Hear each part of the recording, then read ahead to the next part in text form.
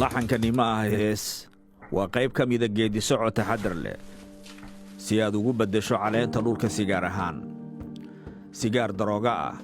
ka bixista halkani buuraha Morocco kala duwanaanshuhu waxay caan ka tahay adduunka oo dhan beeralayda halkani waxa ay ugu yeeraan kiif ama raaxada ugu sarreysa waxaasi oo dhan waxaad ka heli kartaa in ka badan 500 kiiloomitir oo laba jibaaran oo ku taala waqooyiga dalka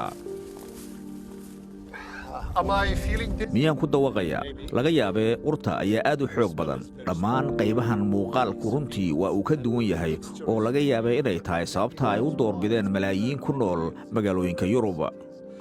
waxaan weydiiyey beeralayda halkan in ay wax kala beeran karaan mid ka mid ah waxa uu ii sheegay xitaa haddii aad baradho beerto waxay u baxaysaa sida kiif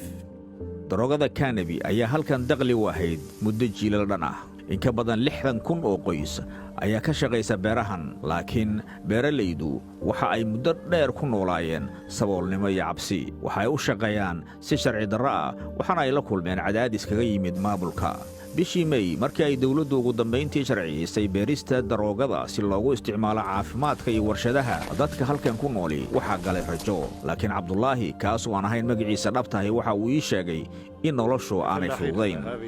waxa aan weydiiyey haddii dakhli fiican uu ka helo wax soo saarkiisa aadka loo jecel yahay aadna u qaalisan kuwa dibadda u qaada waxay helaan lacag aad u badan laakiin annagu waxaynu nahay uun beeraley wax badan ma helno tallaabooyinka ammaanka aad bay u adag yihiin dibaddana uma iibgayn karno dawladduna ma doonayso sharcigu waxa uu farsamo ahaan u ogol yahay dadka sida Cabdullaahi inay beertaan xashiishka dibaddana u iibgeeyaan laakiin inta badan beeralayda ayaa weli raacaya dacwado laga soo bilaabo markii ay si sharci darro ah ku shaqaysanayeen هناك أكثر من 40,000 فلاح بسيط in ka badan 40,000 oo beeraley ah ayaa wajahaya tallaabooyin sharci ah laga soo bilaabo ka hor qaanuunka cusub waxaa jiray baaqiyo ku aadan in dadkan loo fidiyo cafis guud laakiin dhibaatadu waxay tahay qaar iyaga ka mid ah ayaa xubno muhiim ka ah kooxaha ka ganacsada daroogada dawladdu waxa ay sheegtay in sharciyeynta daroogadu